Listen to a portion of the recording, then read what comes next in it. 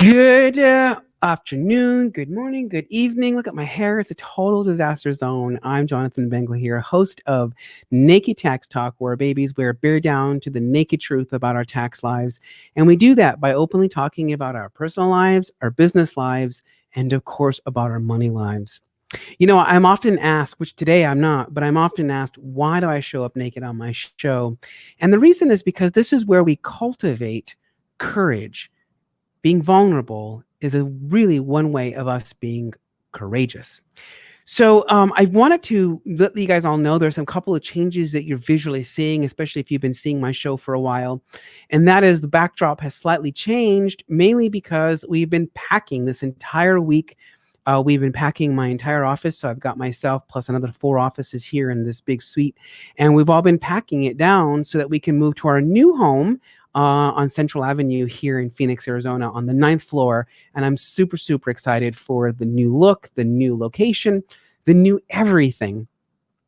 And it got me thinking about this question. I've been thinking about it for a very long time. And I think majority of us who are entrepreneurs and tax professionals and the like, we're always thinking this question like, who are you? This is the question that we get asked a lot through coaches that we work with, or even like our clients asking us, what do you do? What they're really asking us is, who are you? And it kind of reminds me of Les Miserables, where it's like, who am I? Right? So it's like Jean Valjean, right? It's like, who am I? And Les Miserables opens up with that first scene. If you've seen the play or you've seen the musical, right? You've heard the lyrics. One of my favorite, by the way, right? Is he comes on stage and he's asking this question, who am I?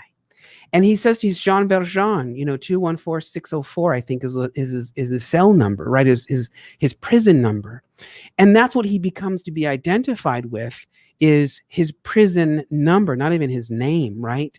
And so this whole story is all about him evolving and truly stepping into who he really is. And what he realizes is that when he gets a taste of freedom, all of a sudden he realizes that he has an opportunity in his life to make something meaningful and impactful in his life, because he spent his lifetime in prison for stealing a loaf of bread. And he's given the opportunity to experience freedom. And so he changes his entire demeanor. He changes his whole life. And he takes himself from this guy who ends up becoming the mayor of the city, who helps, the destitute, who helps Cosette and all of her situation and her child, right? And he eventually becomes this amazing man at the end that was deemed a thief, that was deemed a criminal in French society, and was simply given the name of 24601, Jean Valjean, right? And so he's really asking himself this question, who am I?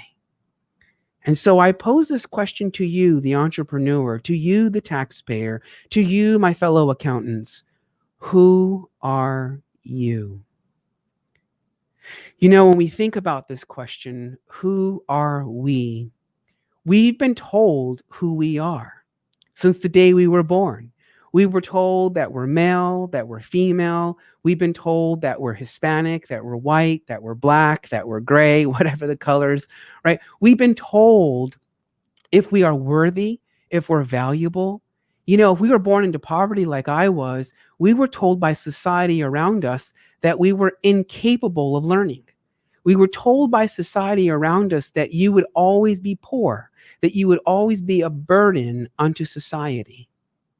If you were born into wealth, the opposite was told of you, perhaps. I don't know. I didn't come from that. But I can only imply and I can only guess that we were told that. Instead, it wasn't necessarily about that you were worthless. It was perhaps you had to maintain the status quo.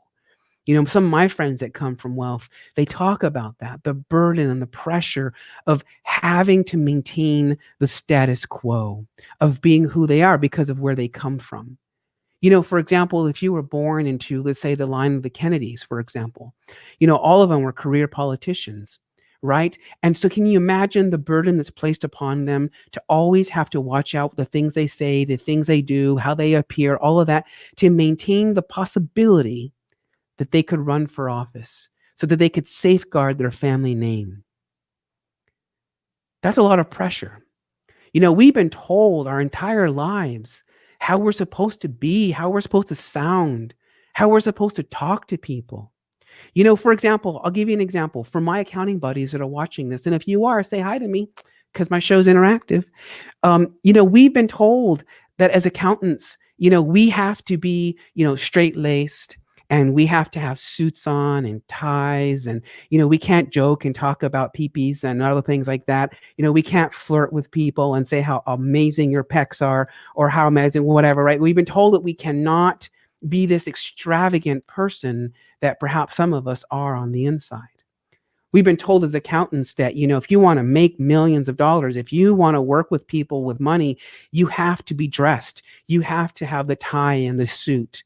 If you want to be respected in this industry, you have to do all these things.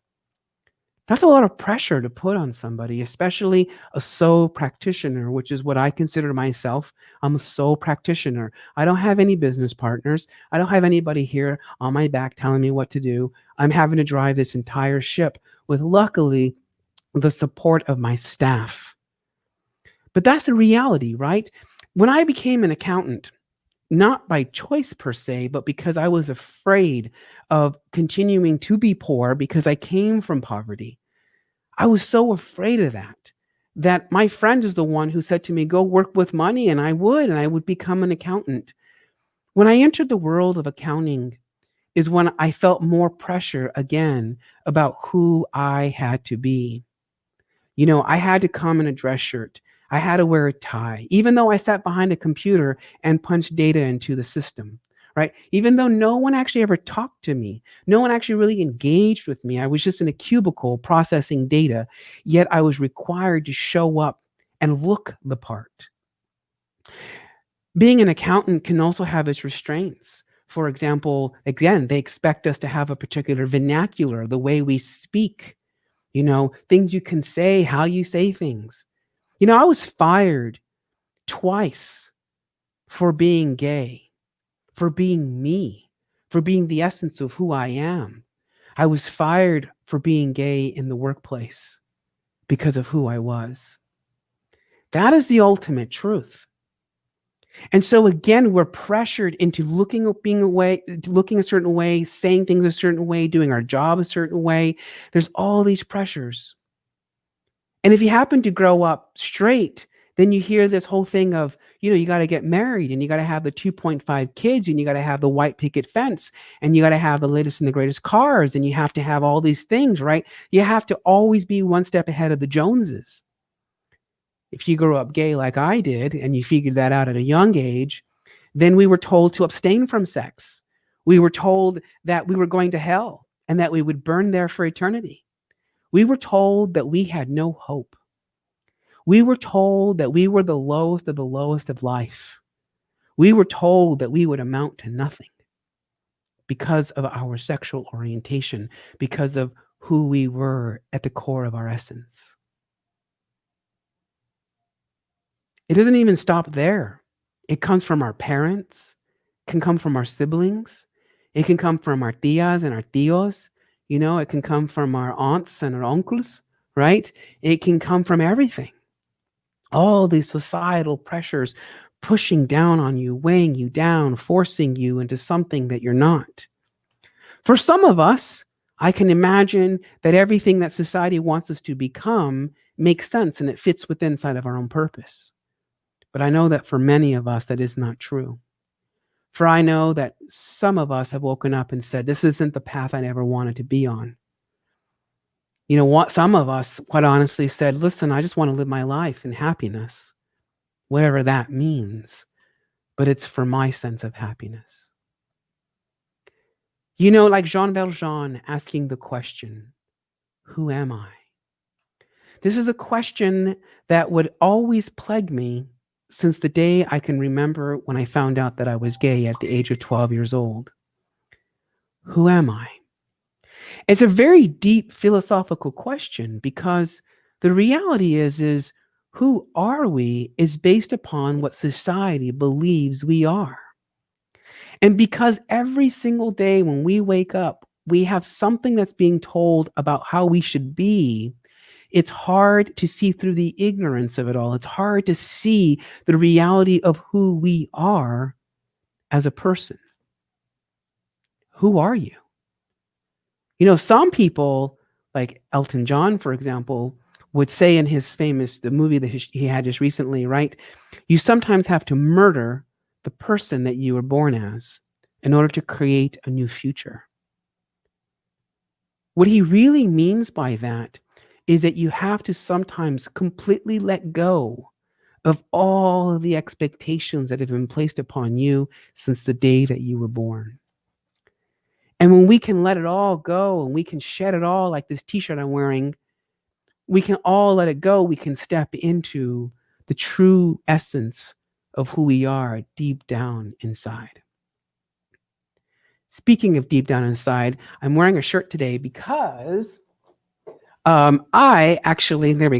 actually got some t-shirts finally with my logo on it, Naked Tax Talk. And here comes a fun tax tip for you out there. If you take your t-shirts and you slap your logo on it, this is not clothing anymore. It is considered advertising. Yep, because everywhere I walk around, I'm going to have people looking at me. Naked Tax Talk, what's that about? Which, by the way, another topic for another time about branding. But my whole point is who are you? Who am I? When I started working with my coach, Patty Hewlett, Patty is a shout out for you. She's a visionary coach, and she helps you to really tap into your essence of who you are. And for a long time, she kept on asking me this question: who are you? Who are you? And I was struggling to come up with the words. So in my journal that she has us create, which, by the way, I'm a natural journaler, but her doing it her way was quite different. Asking that question or answering it, who am I? And I thought that she wanted me to tell her who I thought I was. What I mean by that is that I would be like, oh, I'm an entrepreneur. I'm an author. I'm this, I'm that, like all these different things. But she was really trying to get me to say who I really am at the essence of my heart, at the essence of who I am, my core of who I am. And who I am now, I know this to be true about myself. Whether it changes is a moot point at this point, because we cannot be attached to the permanence of things. But in this moment, I've tapped into who I am. I was born to be a teacher. I was born to be an orator. I was born to inspire and to motivate not just myself, but many countless lives, especially entrepreneurs. Because I understood for the first time that if we want to take charge of our lives, it comes from business ownership. But it's a scary world. It is like getting into a canister, heading out somewhere, and you have no idea where you're going. You just know you're going. And that's what businessship is like. That's what business ownership is like. Because, even though in school, because I got my degree in business accounting, even though in school they teach you the fundamentals, the theory, they never really teach you how to run your business. They never really actually share with you all of the various components that goes into your business. From the marketing to the speaking to the what we call lead generation to the credibility to how do I manage my staff to hiring people to firing people to setting up boundaries so that you take on only the clients you want to freaking take on, right? These things are not taught in the traditional sense. And it's no degrading to university, because to be honest with you, to this day, I fundamentally believe this statement. The key to ending poverty is through education. Every single one of us who takes the time to listen to people like me speaking, or if you're a business owner and you go pick up a new book, or you read my book, The ABCs of Deductions, An Entrepreneur's Guide to Tax Write-Offs, you are in essence learning. And you're contributing to your own knowledge so that you can, in fact, achieve your own sense of self. So that you yourself can step into and answer the question, who am I? Who are you? I talk about this through with various people at different times. And I talk about this thing that I guess it's a whole phenomenon I didn't even know about, but it's called mirror talk. Personally, I just saw it as a way to reconnect with my soul. As I said earlier in my show, when we are born, we are placed with all these pressures put on top of us all the time. What we should be, who we should be, all the judgments, all the shouldas and the couldas and the wouldas, all of that placed upon us.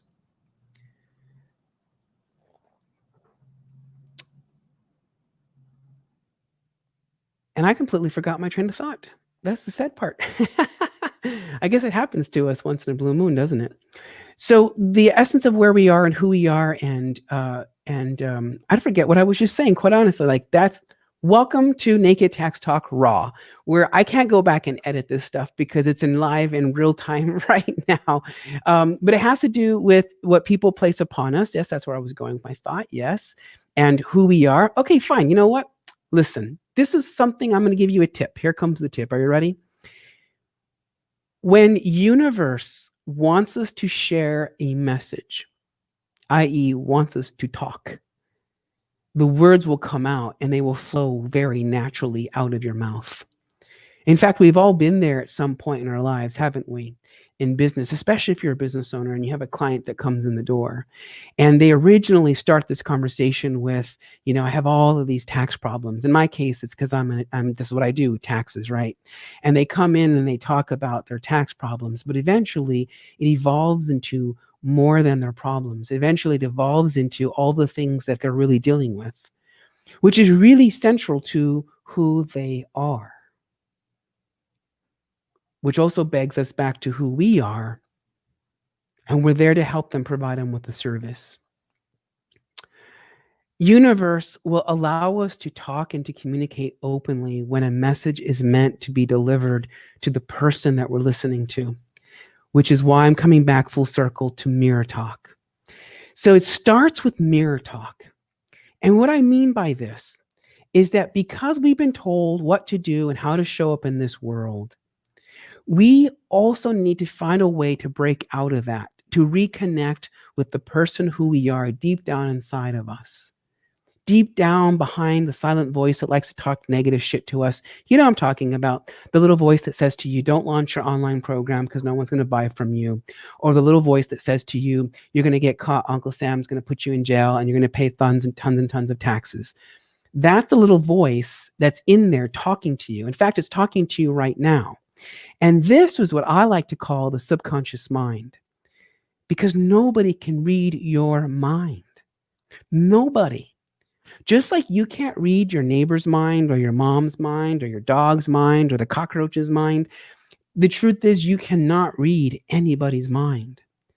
And if that's true, that you cannot read someone else's mind, then what is also true is that they cannot read your mind. And so the little voice that we hear has been trained since the day we were born to self-criticize ourselves, to see the reflection in the mirror when you're walking by and judging your love handles, to look by in the mirror and look at your wrinkles or look at your, the way that your teeth look. In my case, I look at my teeth and they go, they're still not perfect. Right? That's the inner voice that comes out and is really belittling myself because why? Well, I had crooked teeth growing up, teeth that went like this and like this. And people teased me about it, right? Because I didn't have straight teeth. So, of course, I grew up with the notion that I had to have straight teeth. This is what that little voice does. This is the subconscious mind that kicks in. And what I discovered on my own is that there is a way in which to overcome that. And it actually starts with positive talk. But it's different when you pick up a journal and you write in it and you start to freely write all your thoughts. When I was a teacher, I would tell my kids, it's a way in which you get to vomit and throw up all over your book. And you just put everything down. Don't worry about the spelling. Don't worry about the grammar. Don't worry about, the way it sounds. Just write. Get it all out. Get it out of your system. Who cares? We'll go back later and fix it all up. But for right now, it's just journaling. It's just getting your thoughts out. When you do that, you can actually find yourself being still very self-critical of yourself. Or if you're lucky, like I was, you would end up writing positive things to yourself. Like, don't worry, JB, one day you're going to be someone special. One day you're going to grow up and you're going to be amazing.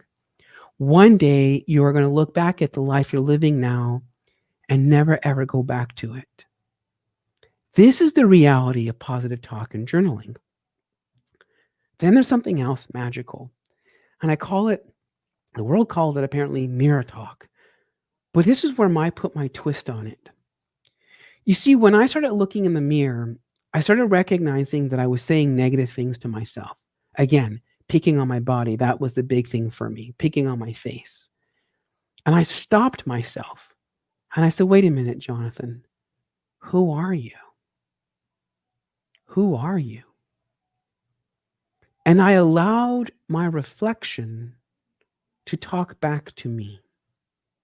I let go of the shame and the guilt of sounding crazy by talking to myself in the mirror.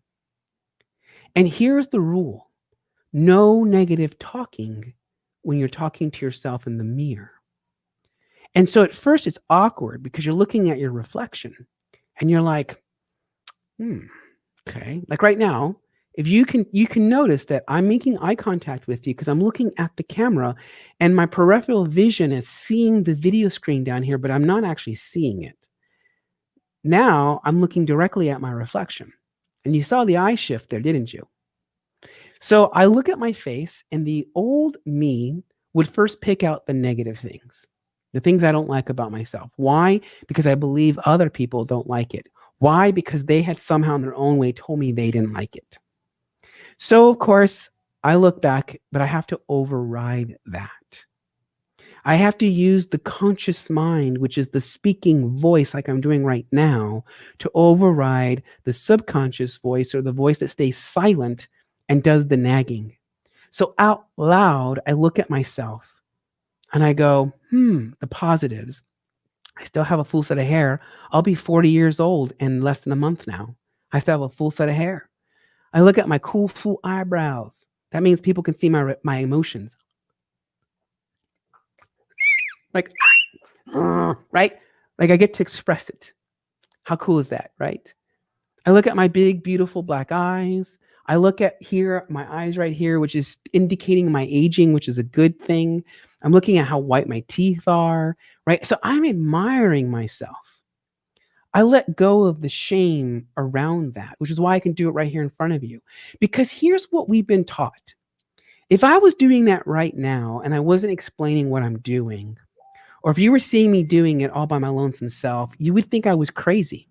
You would think that, oh my God, how conceited you are. Oh my God, how much full of yourself you are. This is the judgment that we get from society. And so it stays there inside of our little voice that does the same thing in the mirror. Oh, you're being so conceited. Oh, you're being so conceited. People are beeping at you right now and I'm doing a show. So I got to like put this on mute. So there we go. Right? Like this is what the voice does. This inner voice does to you. So we have to override it. And we have to think about all the beautiful positive things that you're literally looking at. If there's nothing that you can find about you physically, I don't know why you wouldn't, but if there's nothing there for whatever reason, then all we can do then is also do something else. We can focus on, I'm really proud of myself. Like this, Jonathan, I'm really proud of you because today you got clarity on a whole entire new coaching program that you're coming out with to help accountants. I saw you struggling for almost 3 to 4 weeks, almost a month now, so that you could finally step into the essence of who you are, which you, my friend, is a coach, a teacher, an accountant, extraordinarily amazing. You're positive. You're brilliant. You're smart. You're intelligent. You're good looking. You have a beautiful smile. I love your ears. And you have a full set of hair. That's important because this is the moment when we start to hit the block in discovering who we are to overcome it so that we can continue to focus on the positive things. All the things that we do really well. I closed a deal today. I met with 100 people today. I was at a speaking event and I closed some deals. Whatever that is, That is the positiveness. That's what feeds into who we are. It feeds it. Because who's ready to eat it all is the negative shit that we're constantly faced around. The nagging, the this, the do this, the do that. So we have to override that. And what I call this is over time, and it's not overnight, it takes time to get comfortable talking to yourself in the mirror. Nobody's in your bathroom unless there's something in there that I'm not aware of, but for the most part, nobody's in there with you. So it's a private space for you to begin to fall in love with yourself. And I call this falling in love with your soul. Because the person that's looking back at you, the reflection that's looking back at you, has never experienced what you have experienced in this physical realm. You grow up being told what to do and how to sound and who to be and have a name and all that fun stuff. But the mere reflection looking back at you was never subjected to that bullshit. And as a result, it's actually extremely pure and positive if we allow it to access its voice and communicate and talk to us. You know, it kind of reminds me when I grew up as a young boy, as a Christian, and my mother would say to me that God is everywhere. God is actually part of us, is what I was also told. It's kind of like the ocean is this vast open array of water, but yet the clouds are created from the ocean and the heat, and it brings over with it the moisture, and it rains down on us and gives us the water, it gives us life. And that's kind of like what God is, isn't it? So God is in us. God is all around us all the time. Well, maybe, just maybe, that when you look in the reflection and you see yourself, you're looking at God. Because don't we say that God created mankind in his own image? If you're a Christian, this is what you believe. If that is the truth, and you're looking in the mirror and you're criticizing yourself, aren't you criticizing God? Whereas if we allow God to talk to us, the soul, ourself, we will hear only the positive things that come from him and from yourself. Because I think my Christian friends would definitely agree with me that if God was sent here right now in the flesh, right here sitting next to me, he would not be judging me. He would not be shaming me. He would not be telling me who I should be and who I should not be. He would be sitting right here, opening his arms and embracing me for all of my glory, for everything that I am, from my love handles to the way I talk. This is who God represents. And if God is us, then maybe perhaps God is you. And he's in the mirror, which is your soul, and falling in love with that. If you're a Buddhist like I am, we believe that Buddhas emanate all the time. Buddhas are everywhere, the vastness of time, vastness of space. And they emanate for every single one of us, just like God does, to keep us on the path of fulfilling our life's purpose. They emanate. They show up as our teachers. They show up as our gurus. They show up as our clients. They show up as our family members. They sometimes even show up as the animals that cross our paths.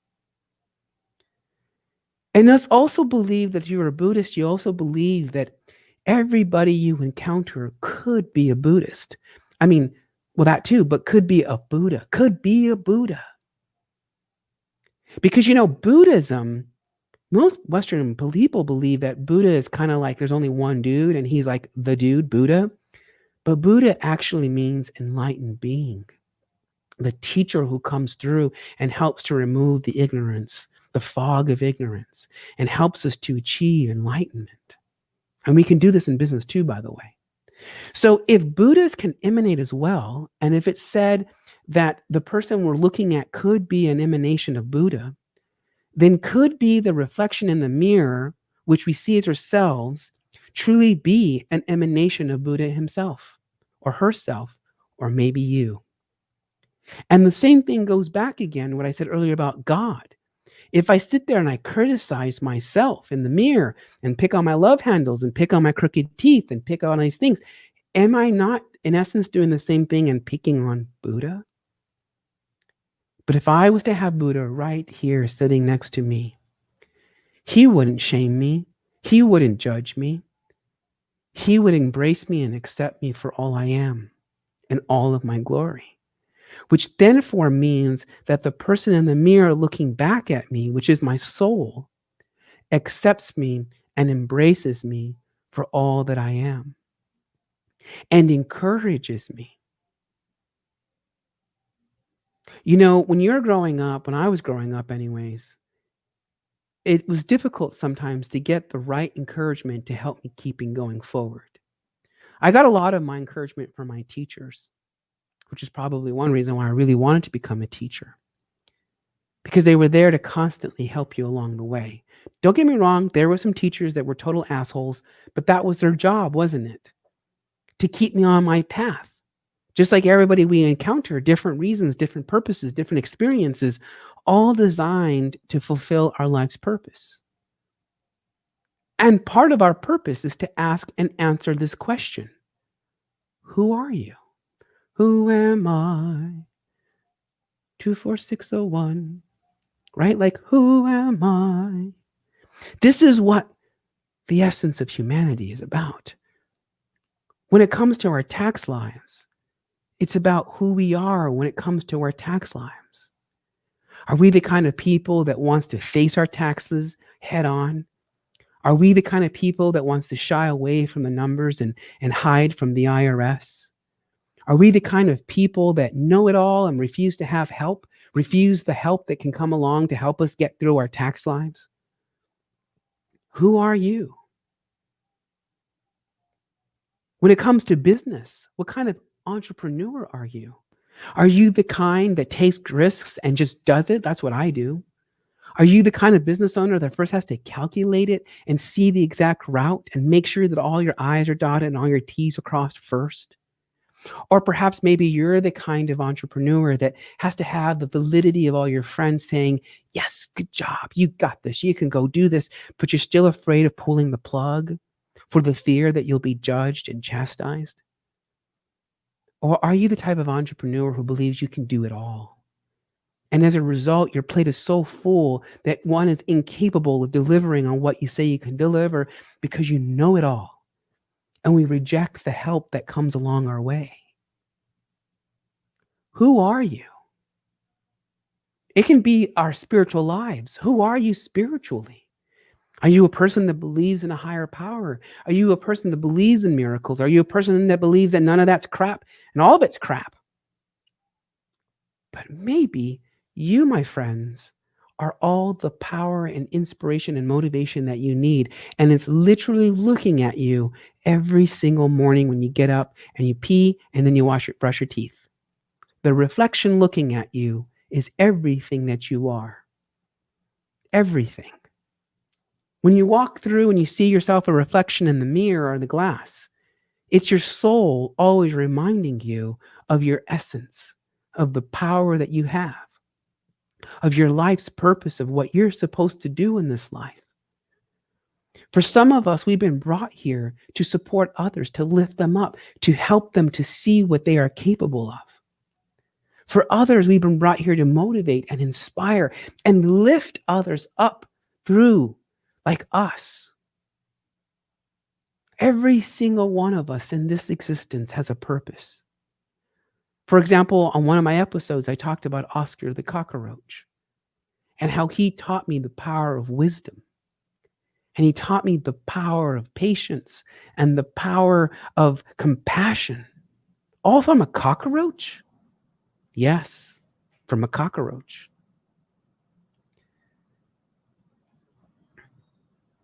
You know, all I can say is this. Our lives are complicated. And it's further complicated by answering the question, who are you?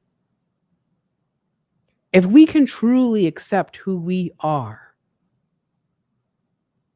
in all of its beauty and all of its crappy shit too, but if we can accept it, there's nothing in our way that can stop us. Nothing. There are no words and there's no actions that can prevent us from fulfilling our life's purpose, from stepping out and becoming the person that we were meant to be.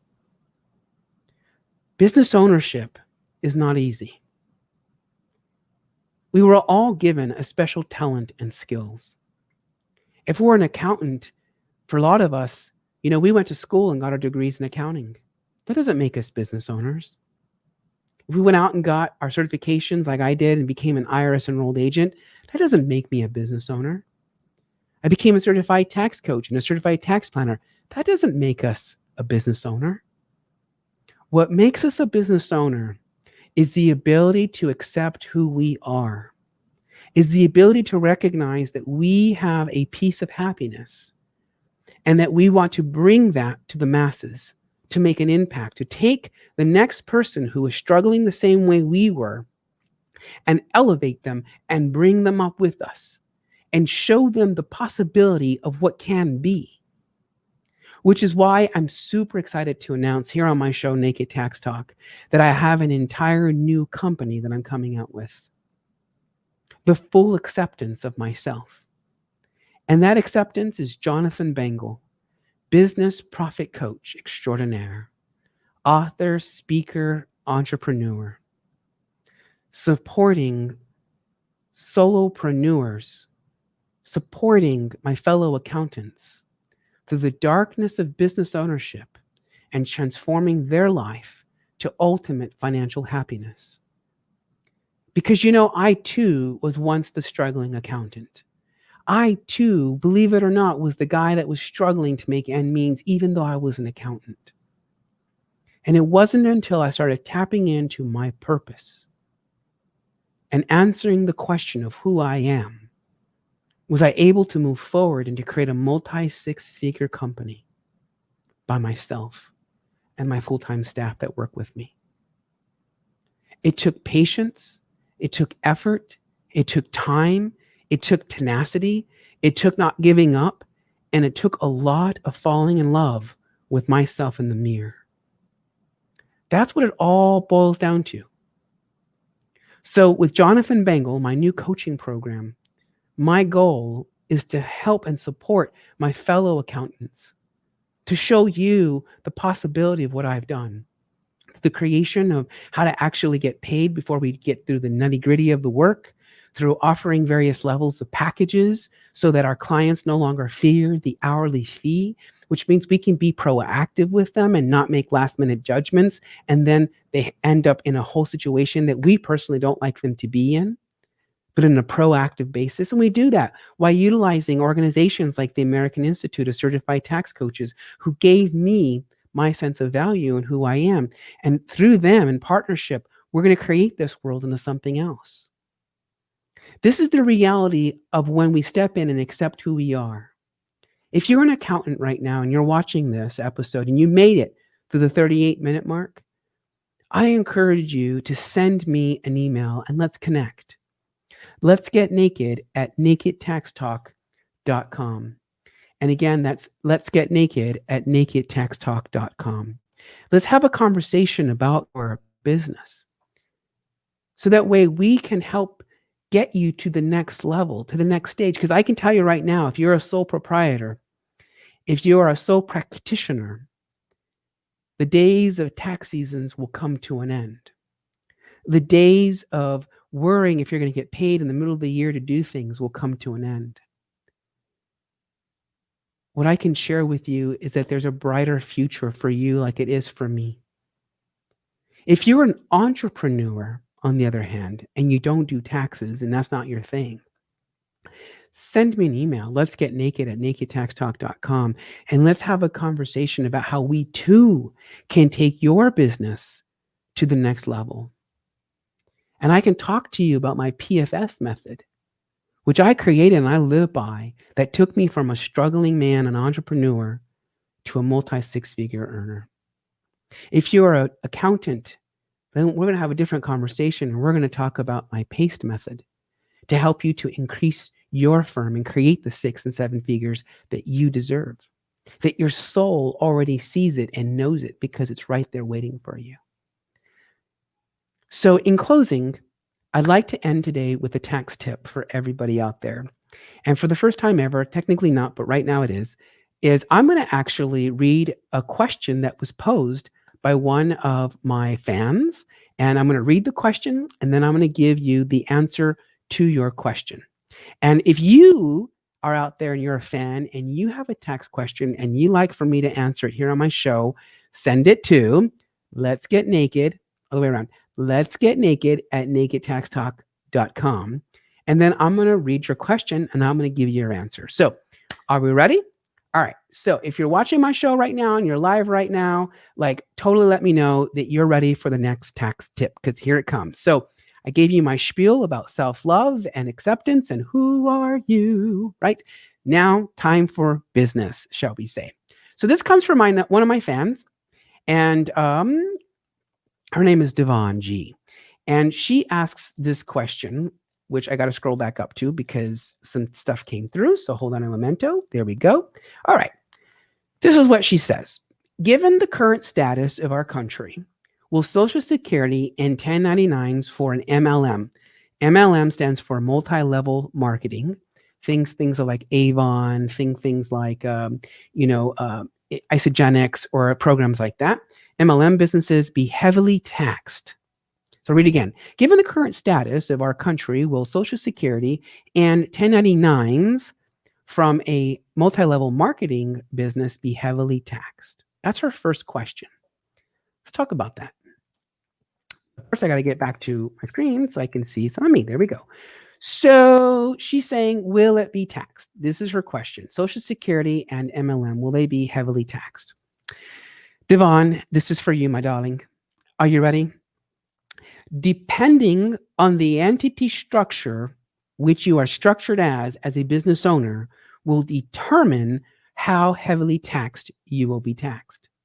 For my students that just took my last class, which by the way is still available for sale, on sex and entities, we actually talked about the 4 types of tax entities and which ones are more beneficial to you in terms of paying the most, not the most, but in terms of paying the least amount of taxes legally. So Devon, it first starts with the entity choice. And in my talk, I talked about sex and entities in that when you're a sole proprietor with no legal protections, it's like basically unprotected sex. And Uncle Sam hates that, and he taxes the hell out of you. Whereas if you're a corporation or C for condom, you're 99.99% effective. It means you're that safe. And as a result, Uncle Sam, believe it or not, likes safe sex. And so because of that, he's going to actually have you pay the least amount of taxes. Now, please do not take this answer as to say to you, go form a corporation, because that is not what I'm saying. What I'm saying is that depending on the entity choice that you make for tax purposes will determine whether or not you will pay the most amount in taxes. Plain and simple. Now, your question is talking about Social Security. Social Security, I imagine it's because you're retired or if you're disabled or something to that effect. Social Security by default is typically not taxed. Typically, because limitations do apply. And here's what I mean by this. If you make over a certain amount every year in other sources of income, so it could be from another job, it could be from your business, it could be from rentals, it could be from dividends, it could be other sources. If that is the case, then Uncle Sam says, well, up to a certain amount, your Social Security benefits are tax-free. And I believe it's like $25,000. Again, I didn't look up the exact rules at this point, but they're there. And so essentially it's about $25,000 or so. And so the government says that's going to be tax-free to you. As long as you have no other income, your Social Security benefits are tax-free. The more money you start to make from other sources of revenue, now your Social Security begins to be taxed, but not all of it. It gets phased in. So depending on, if you make between this amount and this amount, then your Social Security becomes taxable at that amount. Then it goes, did you make this amount? Then it gets taxed. So your Social Security benefits eventually become taxable, but not right away and only through certain brackets. Now, here's the thing though, not all of it is taxed, okay? A maximum 85% of it is taxed, not 100%. But again, it's phased in over time. So that's how we deal with this question of Social Security benefits being taxed. You have to look at your whole picture. So if someone like you, Devon, who's watching, and you want me to actually get down to the nitty gritty and let you know exactly what amount will be taxable and when, then I'm going to invite you to come to what I call my tax opportunity discovery session, which I will post here a link that you can then book. And it's a free 30-minute consultation. I still can't give you an answer because I have to look at all the facts and circumstances around your financial life, but at least we can get you going, and at least you can walk away with some degree of confidence knowing when those benefits become taxable to you. Lynn, hello. How have I been doing? I've been doing really well. By the way, someone on Facebook's watching my show, and it just says Facebook user. That means you didn't register yet, but I don't know who you are. But if you want to just type in your name, I'll know who you are. Unfortunately, it just says love this. That's whoever said love this. I'd love to say hello to you. Hello, Mom. Thanks for tuning in and watching me.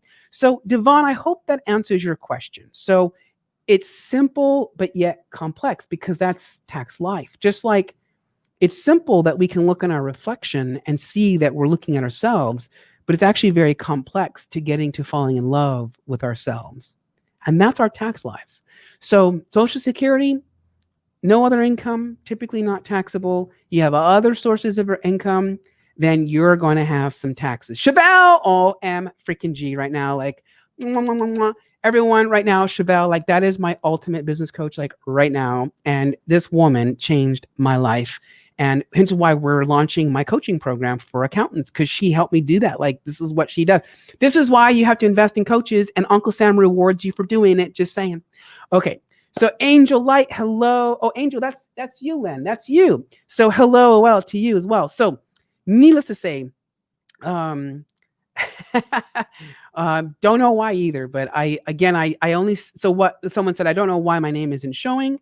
Just to be honest with you, I don't see the likes and the hearts necessarily. Like, it doesn't tell me who, or it does, I guess. Yeah. But needless to say, okay, so continue on. We got to get through because there's another tax question.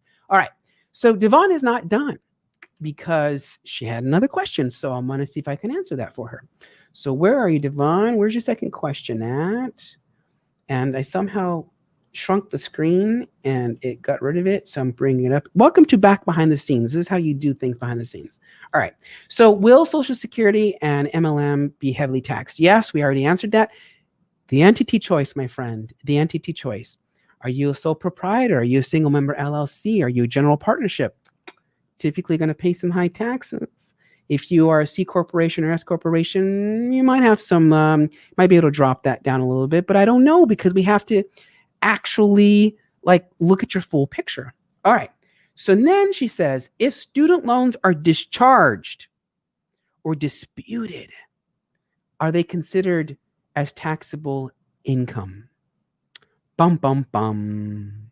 So if you're like me and you grew up in extreme poverty, you had two options. You could have received scholarships to go to university, which I did, and then had them stripped away from a stupid little technical issue, but I won't go into details other than to say that that was a dark time in my life, mainly because school was so damn easy. I had a 3.98 GPA and I did not attend the full 180 days. And they cut on. And so they said, well, you didn't attend the full 180 days, so you're not allowed to graduate. And so I ended up having to go to alternative ed. I graduated in 2 weeks thereafter. I took all of my senior year in just 2 weeks, just saying. And as a result, I lost my scholarships. And so I found myself having to take out student loans. Well, listen, it's Naked Tax Talk, right? And I'm not ashamed to tell you that I have over $100,000 in student loan debt. Because student loan debt is an unregulated tax on the middle class. I'm taking that position right now and I'm putting that stake in the ground. Student loan debt is a tax to the middle class. It's unregulated. Same thing with healthcare insurance. It's unregulated tax. And here's why. Because those with extreme poverty, like I grew up in, there are systems there. There are places there to help us, to get us, to support us. The super wealthy, they don't even worry about it. Their trusts are taking care of the education. They've already set up 529 plans. They've already set up like life insurance, VULs to pay for it. Like they're already set.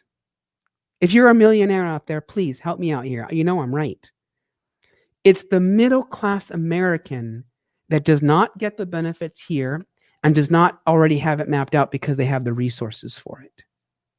It's the middle class American that is subjected to an unregulated tax. And we call that student loans and we call it healthcare.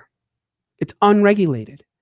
Because as a tax professional, I know how to work around the legal loopholes to mitigate the damages in your tax life. But I cannot mitigate the damages in your student loan debt life. Au contraire, my friend Denise, she does. This is what she specializes in. But I digress. Most of us, this is not our specialty. We just know we took out loans. They gave it to us like candy. And if you come from a background like me with no financial background, because I had to learn it through school and life and all that other fun stuff, money literacy is not taught. Let's just be real. Let me get naked right now. Oh shit, the shirt's coming off. The reality is that neither one of us, very, very few of us, have been taught money literacy. So as a result, you go to university, they give you all the loans, they say, yep, we'll pay for your boarding, we'll pay for this. I wanted to do really well in university. In fact, I did. I got mostly A's. Why? Well, I worked a full-time job. I worked a 40-hour job on the weekends. I would take care of physically disabled individuals on the weekends. So I would go to work at 9 in the afternoon. Fridays in the afternoon, and I would work all the way till Sunday evening. Then I would have my school life and I would do my studies and I would study and do really well. Like that was my life. And yeah, that's it. School and work. That's what I had to do for myself.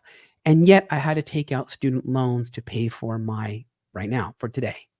Over $100,000 in student loan debt is what I took out to earn a bachelor's degree in accounting and a master's in education. That's my reality.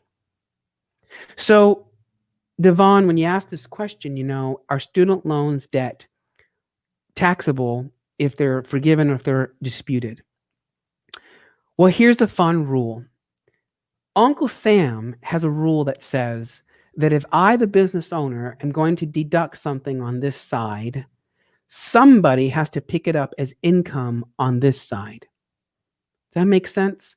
So if you're the business owner, I get the benefit of deducting the expense, thereby reducing my income, thereby reducing my taxes.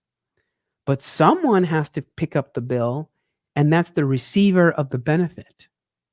So I'll use a business example. Take, for example, let's take accounting, for example.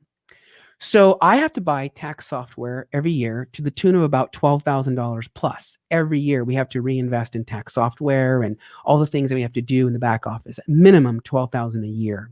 And if you want good shit, you got to pay a really high penny for it. And let me tell you, it's worth it, because I was a cheap accountant that was like, I'm going to pay for some other known ones that are like literally tenth fractions of the price. And let me tell you, it costed me a lot of money and time. So I pay a premium. So I pay the $12,000. Well, Uncle Sam says, you know what, JB, because you spent $12,000 on your software that expires every fucking year, pardon my French, pardon mon français, I get to deduct that from my business income. And as a result, I'm only going to pay taxes on the gross income minus the $12,000. And that's what I'm going to pay taxes on. So let's make math easy, because I'm going to be honest with you. Math and we were not friends until college. I struggled with math. But let me do it in simple terms. Let's say that I brought on $100,000 in gross revenue, meaning I'm not deducting anything yet. I'm just rolling in the bank. I'm just depositing the money, honeys, right? I spend $10,000 on a coach, a business strategic coach. As a result, Uncle Sam says, guess what, JB? You get to deduct that $10,000 from the coaching program because A, it's designed to make you more money, which I love. Therefore, I'm going to let you deduct it because it's ordinary and necessary, like in my book. I talk about this in detail. And so he says, as a result of that, instead of paying taxes on $100,000, which would be, if I was a sole proprietor, about I don't know, about $50,000 in taxes, something like that, with no deductions, give or take. For my tax experts out there, we can talk about that later. Otherwise, now I get to pay taxes on just $90,000. Well, why? I'm going to deduct $10,000 here. My income goes down, taxes go down. The $10,000 gets reported on a 1099 to the receiver of the $10,000, which was my business coach. They then are going to pay taxes on that $10,000. But are they really?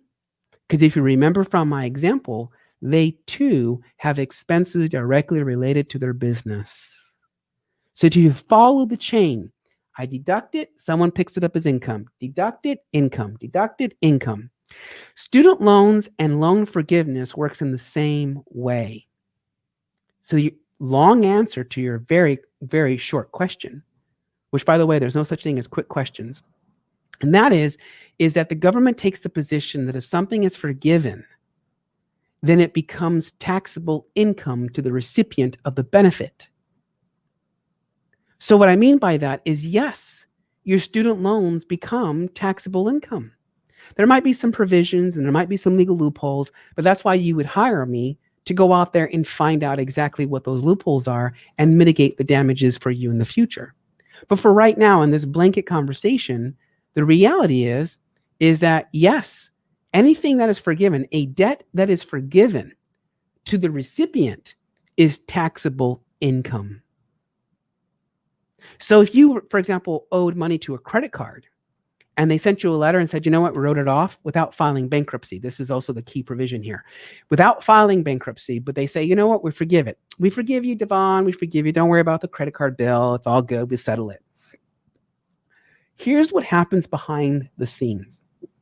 Behind the scenes, they write you off. Ugh, man, like JB, he didn't pay his student loans. Let's just say hypothetically, he didn't pay his student loans, so we're writing him off. Boom. Well, that becomes an expense to the business in a weird kind of way. Now, don't take my words word for word for it, but in a nutshell, that's kind of what happens. And so I claim it as a loss on my books. I shelled out $100,000 years and years ago, hoping to make it all back. The guy stiffed me, rude. And so Uncle Sam says, you know what? You took the risk. So I'm going to let you take that as a loss. Rules and limitations do apply. And so they kind of allow you to deduct that, right? It's a loss to your business. As a result, the beneficiary of that benefit is going to pay taxes. And depending on how it's all structured, subjected more than likely to ordinary income taxes. Well, why is that important? Ordinary income taxes has brackets from 0% to 37.5%, depending on the income that you're making. So here's somebody who isn't making a whole lot of money and all of a sudden all your debts become forgiven without bankruptcy. You're going to find yourself owing a lot of taxes because it's going to be considered taxable income to you. Now, what's kind of interesting is with that same saying, I'm going to talk a little bit real fast about the PPP. So the CARES Act of 2020 that came out just recently, if you were in business for yourself, a lot of us received the PPP. All right. I got my PPP and so forth and so on. We all got some PPPs. All right. Except for ABCs. And now as a result, we also heard that if you received said funds, that a portion of it or all of it could potentially be taxed. Could be forgiven, right? A forgivable loan, right? So all of us, like flies attracted to poop, we all went and quickly got the PPPs, right? Except for me a little bit, because I was a little bit nervous. And the reason why is because I understood the rule that if it's forgiven, someone's going to pay the income on that. Well, the IRS and Congress and whatnot were aware that this is the truth. This is true. Something forgiven, boom, pay taxes. So they actually excluded on purpose the PPP forgiveness portion of it so that it would not become taxable income to you. Okay? That's cool. Like, yes, like Cool. I like free money, honeys. Like I got my some PPPs. It's all gonna be forgiven as long as I used it for these purposes. Like I'm all dancing a dance, whoop, whoop, right?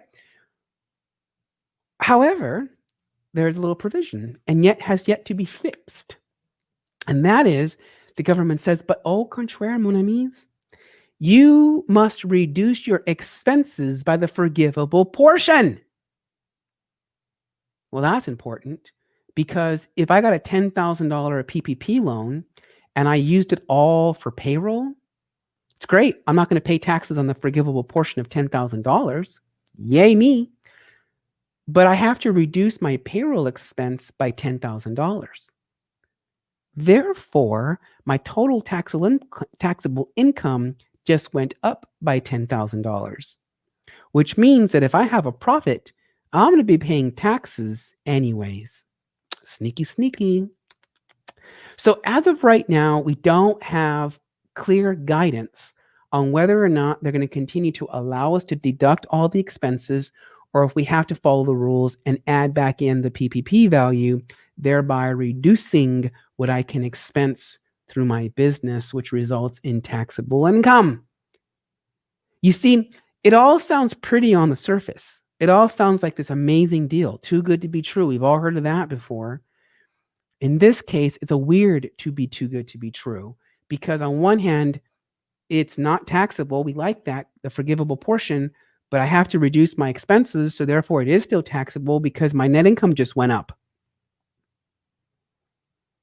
So it kind of is too good to be true unless they fix it.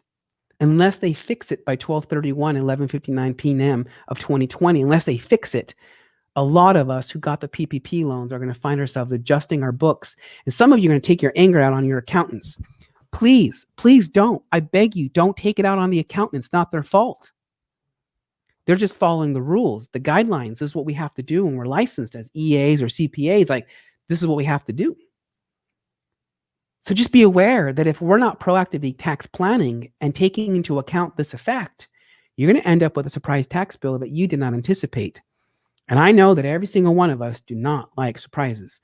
So if you want to mitigate those damages and you want to mitigate and make sure that you really are going to pay what you're legally entitled to pay and that you're not going to find yourself going cray-cray, then you need to book a tax optimization discovery session with me like now, because we only have like 4 more months to really find out if this is your best option. So with that in mind, I want to give thanks to Devon for the 2 questions she asked me. The next episode I do, please anticipate for me to have tax questions I'm going to answer just like I did.